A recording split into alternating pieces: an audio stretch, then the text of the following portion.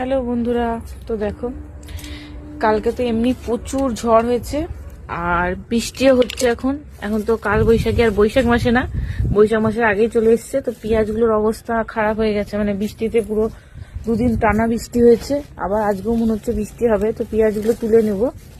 দেখো পেঁয়াজগুলো আর কদিন থাকতো, কিন্তু পেঁয়াজগুলোকে তুলে নিতে হবে, কারণ হচ্ছে না হলে সমস্ত পেঁয়াজ না পচে যাবে বৃষ্টিতে। তো এখানে আছে এক ট্রে, এখানে আছে এক ট্রে, এদিকেও একটা ট্রে আছে। দেখো এদিকে এখনো দেখো ফুলগুলোকে তেমন শোকায়নি, ফুলগুলো সব ভালো আছে, কিন্তু কিছু করার নেই, তুলে নিতে হবে, নালে পেঁয়াজগুলো সমস্তই পচে যাবে।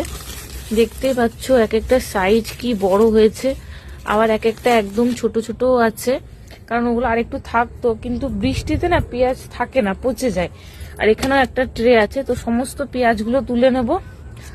আর কিছুটা এদিকে আছে, দেখো এগুলো এখনো আরেকটু থাকতো, অন্তত 15-20 দিন, কিন্তু কিছু করার নেই, বৃষ্টির জন্য তুলে ফেলতে হবে, না তুললে সমস্ত পেঁয়াজই নষ্ট। তো দেখো এতগুলো পেঁয়াজ তুলে ফেলেছি।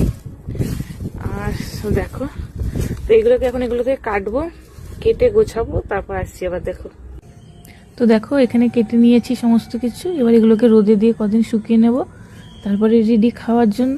তো চলো আজকের মতোই টাটা, সবাই ভালো থেকো, আবার একটা নতুন ভিডিও তোমাদের সঙ্গে দেখা হবে। টাটা।